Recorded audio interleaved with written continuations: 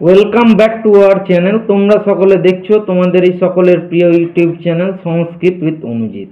তো আজ আমাদের আলোচনার বিষয় হচ্ছে, তোমরা সকলে বুঝতে পারছো, সেটি হচ্ছে একাদশ শ্রেণীর অর্থাৎ ক্লাস 11-এর সেমিস্টার 2 এর নিউ সিলেবাসের যে তোমাদের একটি পদ্য রয়েছে, যার নাম তোমরা দেখতে পাচ্ছ, যার নাম হচ্ছে ঋতুচর্যা।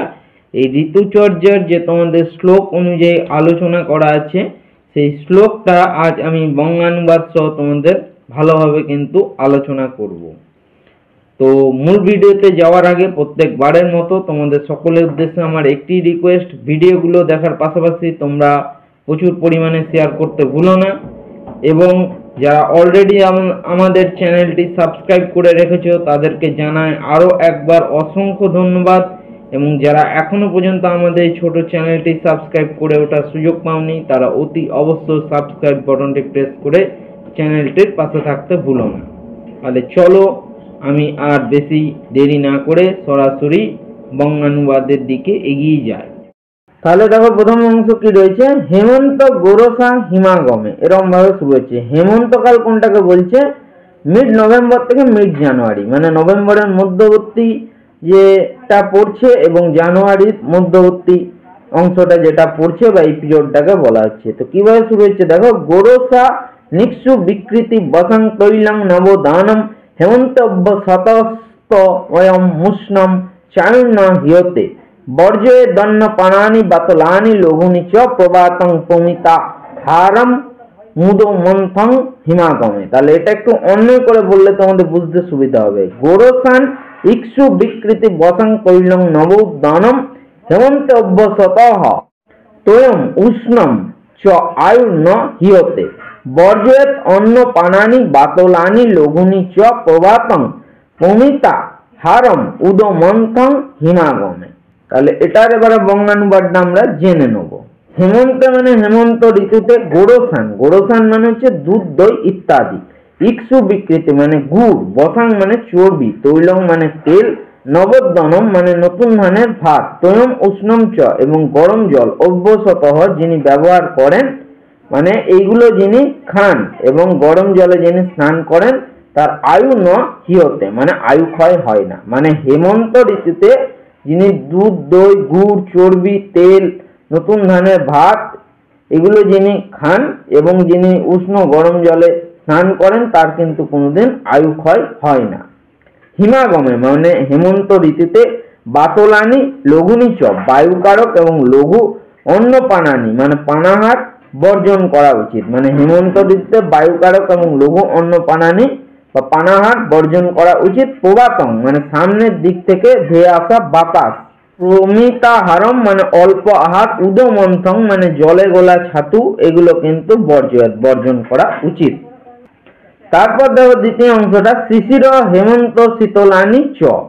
তাহলে এটা কি বলছে দেখো, শিশির কাল, এটাকে কোন সময়টাকে বলা হচ্ছে, মিড জানুয়ারি মিড মার্চ, মানে জানুয়ারির মধ্যবর্তী অংশটাকে বা এই সময়টাকে এবং মার্চের মধ্যবর্তী সময়টাকে।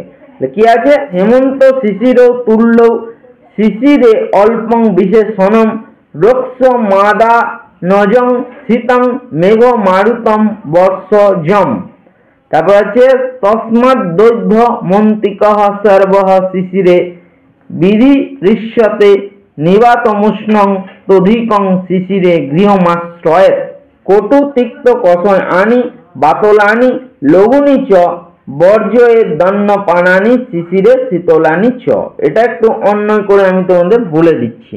হেমন্ত শিশির তুল্য শিশিরে অল্পং বিশেষণং রক্ষম আদা নজং শীতং মেঘ মারুতম বর্ষজম তস্মাৎ অন্তিকঃ সর্বঃ শিশিরে বিধিরিষ্যতে নিবাতম উষ্ণম তু অধিকম শিশিরে গৃহম আশ্রয়েৎ কটু তিক্ত কষায় আনি বাতলানি লঘুনি চ বর্জয়েত অন্ন পানানি শিশিরে শীতলানি চ।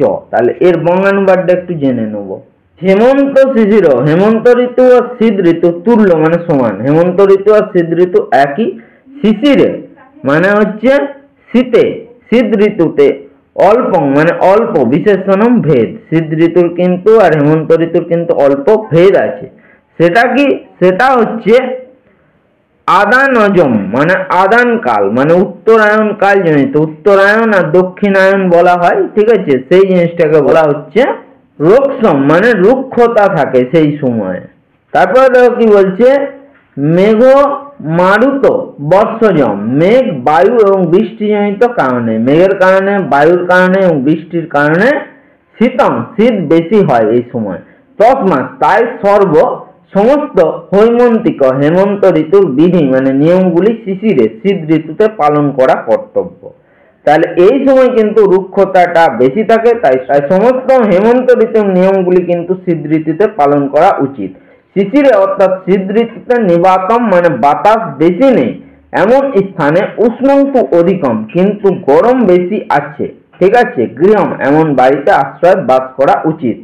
তো কি বলছে, শীত ঋতুতে কিন্তু বাতাস বেশি নেই এমন স্থানে কিন্তু একটু গরমও আছে, মানে বাতাস বেশি নেই এমন জায়গাটা হবে কিন্তু একটু গরম আছে, সেরকম কিন্তু বাড়িতে আমাদের সকলের বাস করা উচিত। তারপরে কি বলছে, শিশিরে অর্থাৎ শীত ঋতুতে কটু তিক্ত কষায় আনি, মানে কটু মানে হচ্ছে ঝাল, তিক্ত মানে হচ্ছে তেতো এবং কষায়ানি মানে কষ্টা স্বাদের বাতলানি বায়ুকারক লঘুনিচ এবং লঘু শীতলানিচ এবং ঠান্ডা অন্য পানানি পানাহার বর্জন করা উচিত। বলছে শীতকালে কিন্তু ঝাল তেতো কষ্টা স্বাদের বায়ুকারক এবং লঘু ঠান্ডা কিন্তু পানাহার এই সমস্ত বর্জন করা উচিত, কারণ শীতকালে মানুষের অল্পতেই কিন্তু ঠান্ডা লেগে যায়, সেই জন্য এগুলো আমাদের খাওয়া চলবে না। নেক্সট আমরা দেখো 6 নাম্বার শ্লোকে যাব। তো 6 নাম্বার শ্লোকে যাওয়ার আগে তোমাদেরকে বলি, এই ভিডিওটি বুঝতে গিয়ে কারো কোনো জায়গায় যদি বুঝতে অসুবিধা হয় তাহলে ভিডিওর কমেন্ট বক্সে তোমরা একটু কমেন্ট করে দিও, তাহলে আমি তোমাদের আরো ভালোভাবে হেল্প করতে পারবো। তাহলে দেখো 6 নাম্বার শ্লোক কি রয়েছে, বসন্ত বসন্তে বর্জ্য, এরকম শুরু হচ্ছে। বসন্তকাল কোনটাকে বলা হচ্ছে, মিড মার্চ থেকে মিড মে, মানে মার্চ মাসের মধ্যবর্তী অংশটা এবং মে মাসের মধ্যবর্তী অংশটাকে কিন্তু বসন্তকাল বলা হচ্ছে, এবং বসন্তকালে কিন্তু কোকিলের ডাক শোনা যায়, আমরা সকলেই জানি। হেমন্তে নিচিত শ্লেষ্মা দিনো কিতাভিরিত কায়াংনিং বাধতে রঙাংস্তত প্রকুরুতে বহুন তস্মাৎ বসন্তে কর্মাণি বমনা দিনি কারয়েত গুর্বম্ল স্নিগ্ধ মধুরং দিবা স্বপ্নম চ বর্জ্যেত। তাহলে এটা একটু ভেঙে বলছি, হেমন্তে নিচিত শ্লেষ্মা দিনো কিতাভি ইরিত কায়াগ্নিং বাধতে রোগাং স্ততঃ প্রকুরুতে বহন তস্মাৎ, এই দটা খণ্ডত্ব হয়ে যাবে, বসন্তে কর্মাণি বমনা দিন কারয়ের গুর্ব অম্ল স্নিগ্ধ মধুরং দিবা স্বপ্নম চ বর্জ্যেত। তাহলে এটা একটু আমরা বঙ্গানুবাদটা জেনে নিই।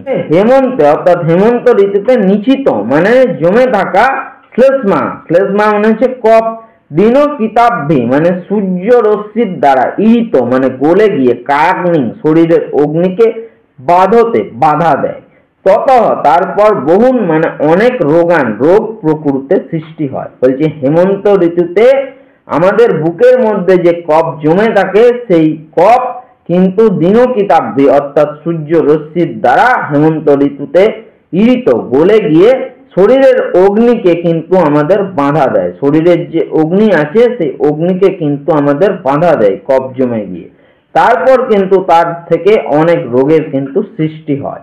তস্মাৎ সুতরাং বসন্তে বসন্ত ঋতুতে বমনা দিনই বমি করা প্রভৃতি কর্মাণি কফ হারক কর্ম কারয়ের করাবে। তাই বলছে বসন্ত ঋতুতে বমি বমি ভাব এবং কফ হারক কর্ম, সবসময় যেন কফ উঠছে এরকম কিন্তু আমাদের মনে হয়। গুর্ব অম্ল স্নিগ্ধ মধুরং, গুর্ব মানে হচ্ছে গুরুপাক জাতীয় খাবার যেগুলো সহজে হজম হয় না আমাদের, যেমন মাংস, ঠিক আছে, এইগুলো যেগুলো গুরুপাক খাবার আছে সেইগুলো টক জাতীয়, অম্ল মানে টক জাতীয় খাদ্য এবং বেশি তৈলাক্ত খাবার, মিষ্টি, দিবা স্বপ্নম চ এবং দিবা নিদ্রা দিনের বেলায় ঘুম কিন্তু এগুলোকে বর্জন করা উচিত।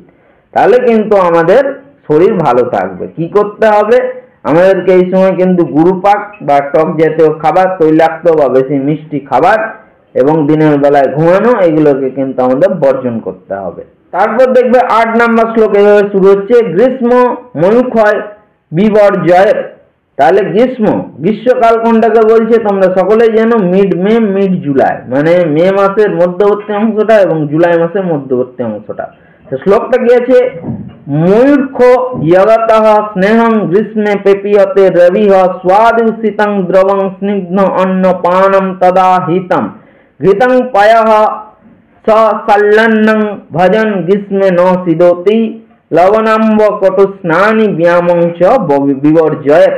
তাহলে এটা একটু ভেঙে বলে দিচ্ছি, ভাঙায় আছে তাও বলে দিচ্ছি। মূর্খ জগত স্নেহং গ্রীষ্মে পেপীয়তে রবি স্বাদু শীতং দ্রবং স্নিগ্ধম অন্নপানম তদা হিতম ঘৃতং পয়ঃ সশালি অন্নং ভজন গ্রীষ্মে ন সিদোতি লবণাম্ব লবণ অম্ল কটু স্নানি, এটা হবে বাংলা লবণ অম্ল কটু উষ্ণানি ব্যায়ামং চ বিবর্জয়। তাহলে এটার একবারে বঙ্গানুবাদটা আমরা জেনে নেব।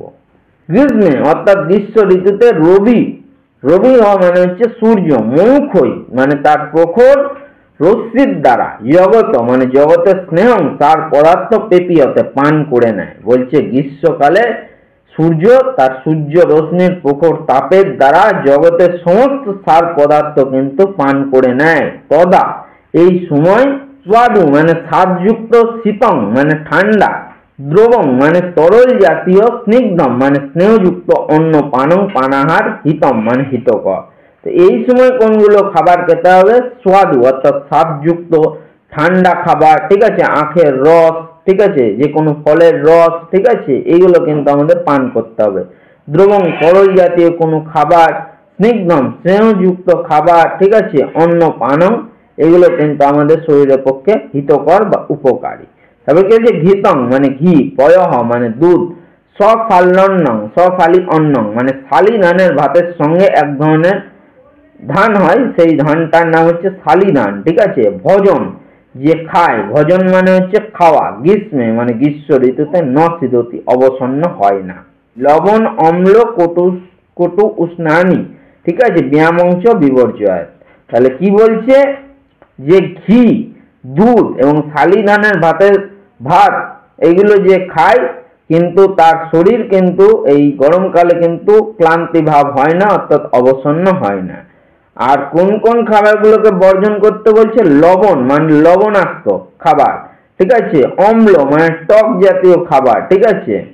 তারপরে কি বলছে?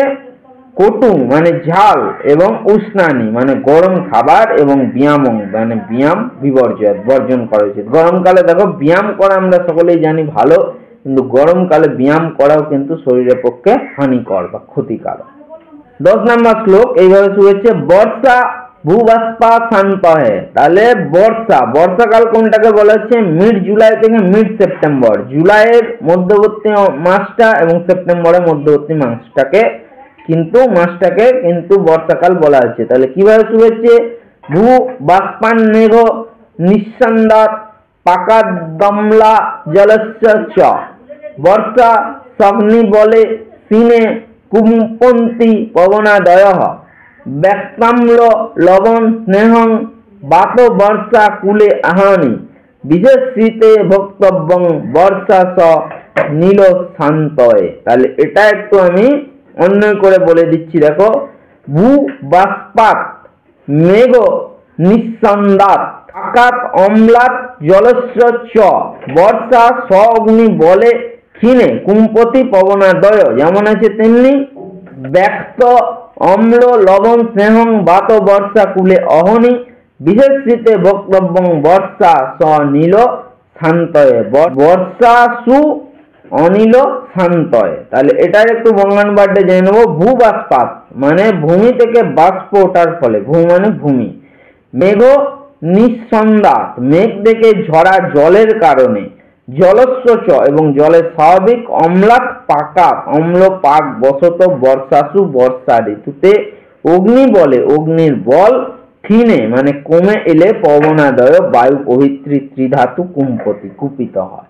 কি বলছে? ভূমি থেকে বাষ্প ওঠার ফলে, মেঘ থেকে ঝরা জলের কারণে এবং জলের স্বাভাবিক অম্ল পাক বশত, মানে এই সময় কিন্তু জল একটু অম্ল লাগে বর্ষাকালে, ঠিক আছে, টক ভাব লাগে, বর্ষা ঋতুতে অগ্নির বল কিন্তু কমে এলে বায়ু প্রভৃতি ত্রিধাতু কিন্তু কুপিত হয়। বর্ষাসু মানে বর্ষা ঋতুতে বাত বর্ষা কুলে বায়ু ও বর্ষার দ্বারা আকুল অহনি মানে দিনে বিশেষ শীতে বিশেষত ঠান্ডার দিনে অনিল শান্তয়ে বায়ুর প্রকোপ শান্ত করার জন্য ব্যাক্তাম্ল লবণ স্নেহম মানে টক জাতীয় লবণ স্বাদের এবং স্নেহ রসযুক্ত খাদ্য ভোক্তব্যম মানে খাওয়া উচিত। তো বর্ষাকালে কি বলছে, বায়ু বর্ষার দ্বারা আকুল হয়ে দিনে কিন্তু বিশেষত ঠান্ডার দিনে বায়ুর প্রকোপ শান্ত করার জন্য কিন্তু টক জাতীয় লবণ স্বাদের এবং স্নেহ রসযুক্ত খাবার খাওয়া উচিত। তারপর দেখো নেক্সট, শরৎ বর্ষা চেন্দু রসময়। তাহলে কি আছে, বর্ষা শীত চিতাগ্নিনাং সহস বার্ক রশ্মিভি তপ্তানাম মাচিতং পিত্তং প্রায় শরদি কুম্পতি তত্নান্য পানং মধুরম লঘু শীতং সতিক্তকম পিত্র প্রশমনং সেব্বং মাত্রয়া সুপ্রকাঙ্ক্ষিতৈ শারদানি চ মল্লানি বাসাংসি বিমলানি চ শরৎকালে প্রশস্যন্তে প্রদোষে ইন্দু রশ্ময়াঃ। তাহলে এটা একটু অন্যায় করে বলছি, তোমরা বুঝতে পারছো। বর্ষা শীত চিতাংনাং সহসা এব অর্ক রশ্মিভি তপ্তানাম আচিতং পিত্তং প্রায় শরদি কুম্পতি তত্র অন্ন পানং মধুরং লঘু শীতং সতিক্তকম পিত্ত প্রশমনং সেব্বং মাত্রা সুপ্রকাঙ্ক্ষিতৈ শারদানি চ মল্লানি বাসাংসি বিমলানি চ শরৎকালে প্রশস্যন্তে প্রদোষে চ ইন্দু রশ্ময়াঃ।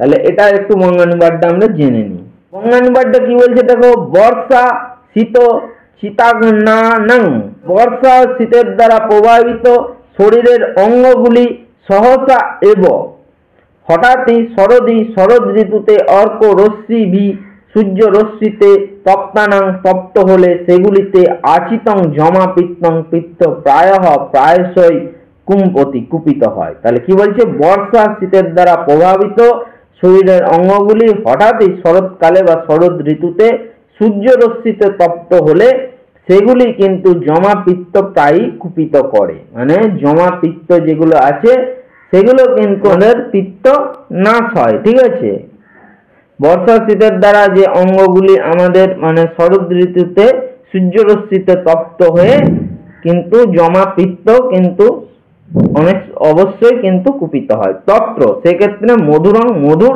লঘু লঘু শীতং শীতল সতিক্তকম পিত্ত পিত্ত প্রশমন পিত্ত প্রশমনকারী অন্ন পানং পানাহার সুপ্রকাঙ্ক্ষিতৈ ক্ষুধার্ত ব্যক্তিদের মাত্রয়া যথামাত্রায় সেব্যম করা উচিত। তো কি বলছে দেখো, সেই সময় কিন্তু মধুর লঘু শীতল এবং তিক্ত পিত্ত প্রশমনকারী পানাহার কিন্তু ক্ষুধার্ত ব্যক্তিদের কিন্তু যথামাত্রায় কিন্তু গ্রহণ করা উচিত।